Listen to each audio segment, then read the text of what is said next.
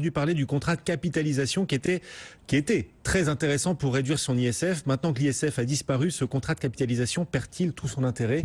On va poser la question à Stéphanie Allory, la directrice de l'offre financière de l'UFF. Bonjour. Bonjour Guillaume et Cédric. Bienvenue sur le plateau de BFM Business. Alors vous allez nous dire si le contrat de capitalisation garde quand même un certain intérêt et pourquoi.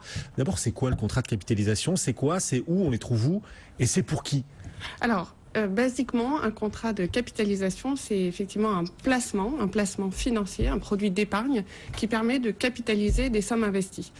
Alors, par bien des aspects, ça ressemble au contrat d'assurance vie puisque c'est promu par les assureurs.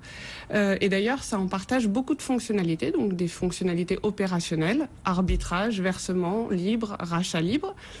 Ça partage aussi avec le contrat d'assurance vie des caractéristiques financières, puisque l'offre financière est généralement la même, support en euros, des OPC, support structuré, support immobilier, donc à peu près les mêmes annexes financières pour l'un et l'autre.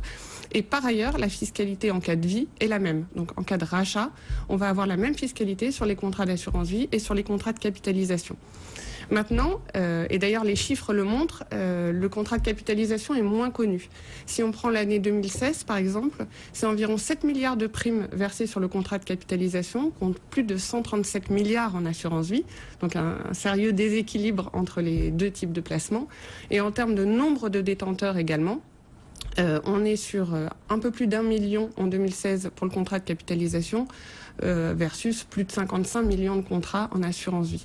Donc ce qui explique ce différentiel, c'est les différences entre les deux placements. Tout à l'heure j'évoquais les ressemblances, mais il y a également des grosses différences. Première différence, c'est que le contrat de capitalisation n'a pas d'assuré. Donc, on ne mise pas sur le décès de l'adhérent assuré. Dans le cadre du contrat de capitalisation, il ne va pas se dénouer en cas de décès du souscripteur. Première différence. Et deuxième différence majeure que vous évoquiez tout à l'heure, c'est ce statut du contrat de capitalisation vis-à-vis de l'ISF.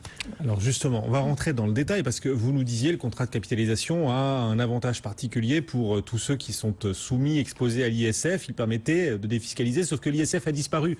C'est un problème, du coup, ça enlève un attrait au contrat de capitalisation? Alors, on ne peut pas minorer le fait que ça enlève un attrait, puisque le contrat de capitalisation permettait à son souscripteur de le déclarer pour sa valeur nominale. Ça veut dire les primes versées moins les rachats, sans tenir compte de la plus-value. Donc il est évident pour quelqu'un qui disposait d'un patrimoine important et sur un contrat en plus-value que ça avait un vrai intérêt. Aujourd'hui, disparition de l'ISF, mise en place de l'IFI, donc impôt sur la fortune immobilière. Oui.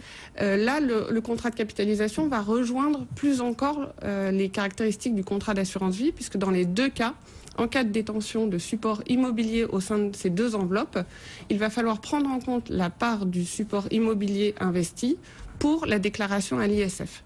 Donc il est vrai que... à l'IFI, pardon. Donc j'en perds mon impôt sur la oui, oh là là. Donc il est vrai que les deux contrats vont se ressembler. Maintenant, on ne va pas jeter le bébé avec l'eau du bain. Le contrat de capitalisation conserve des caractéristiques qui en font des vrais avantages.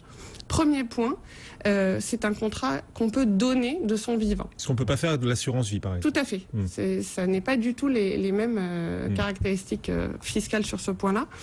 Donc effectivement, on va pouvoir donner le contrat de capitalisation, ce qui fait que notamment pour les contrats de capitalisation déjà souscrits et qui auraient une grosse part immobilier à l'intérieur, donc qui serait déclarable à l'IFI, il y a peut-être un intérêt à donner en pleine propriété ces contrats à ses enfants, par exemple, pour transférer la charge de cette déclaration à l'IFI et peut-être qu'ils n'aient pas eux-mêmes à être assujettis à cet impôt.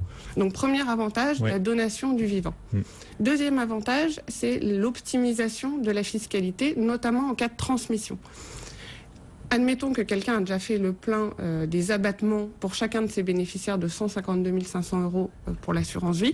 Peut-être qu'il va être intéressant de souscrire un contrat de capitalisation. Je vais peut-être prendre un exemple rapide et simple. Admettons, on a une personne de plus de 60 ans qui a 200 000 € à placer et un enfant. Qu'est-ce qu'on peut lui conseiller? Est-ce qu'on va lui conseiller de placer ces sommes sur un contrat de capi ou sur un contrat d'assurance vie? Dans le cadre d'un contrat de capi, si elle donne la nue propriété de ce contrat à son fils, Elle n'aura pas de droit de mutation à payer puisqu'elle rend, le barème de l'impôt et de la taxation lui est favorable. Elle n'aura que des droits de notaire de l'ordre de 1% à payer dans ce cas. Donc ça, c'est le premier cas.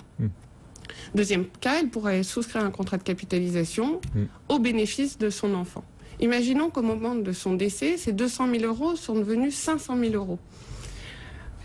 Pour le contrat de capi, on va mettre fin à l'usufruit. Donc le fils deviendra plein propriétaire du contrat en l'absence de droit à acquitter. Tandis qu'en assurance vie, 500 000 euros moins 152 500 euros d'abattement, il restera quand même sur le delta 20% de droit à acquitter, soit environ 70 000 euros. Donc on voit bien qu'il y a quand même un jonglage astucieux à faire, notamment pour les clients qui ont une problématique de transmission à faire entre capi et assurance. Surtout pour ceux qui ont déjà fait le plein de ce qui était possible, de ce que leur offre l'assurance vie. Exactement. Voilà, dans ce cas-là, basculer sur le contrat de capitalisation. Voilà. Et on sent à travers vos propos que vous ne voulez pas opposer le contrat de capitalisation à l'assurance vie, même s'ils se ressemblent beaucoup. Vous ne voulez pas les opposer. C'est pas l'un ou l'autre, ça peut être l'un et l'autre. Tout à fait. Ça peut être l'un et l'autre dans un objectif de transmission. Le contrat de capi, il a un intérêt aussi pour la transmission par décès, enfin pas que du vivant, aussi par décès. Exactement. Et là, il va rentrer dans la masse successorale. Il y aura peut-être aussi d'ailleurs un intérêt parfois à garder ce contrat de capi pour son antériorité fiscale ou pour ne pas liquider des fonds que la succession souhaiterait garder. Oui, quand on parle d'assurance vie, on compare les offres, plus ou moins compétitives, plus ou moins de rendement. On peut aussi comparer les offres sur le contrat de capitalisation. On a quelque chose là d'extrêmement compétitif également. Tout à fait. On a accès à peu près à la même annexe financière. Et d'ailleurs, le contrat de capi donne aussi accès à d'autres typologies de clientèle que les personnes physiques sur ces offres financières. On parle par exemple des sociétés civiles à l'IR, des sociétés à l'IS moyennant certaines précautions à prendre, les associations qui vont, elles, pouvoir avoir accès via le contrat de capitalisation à ces offres financières compétitives. Et ça, c'est un vrai intérêt. Donc, vous le préconisez toujours, ce contrat de capitalisation, même si l'ISF a disparu, et que là, c'est l'un de ses avantages qui peut-être s'en trouve réduit, mais vous nous dites, à l'IFI aussi, il y a un avantage, et puis quand on a fait le plein d'assurance vie, sur l'assurance vie, et notamment quand on a donné tout ce qu'il est autorisé de donner via l'assurance vie, le contrat de capitalisation peut offrir un relais très intéressant. Exactement. Il faut vraiment pouvoir faire le point avec un conseiller sur ses objectifs et son patrimoine. Stéphanie Allori, merci beaucoup d'être venue nous en parler. Donc le contrat de capitalisation, encore trop peu connu des Français. Vous êtes la directrice de l'offre financière à l'UFF. À bientôt.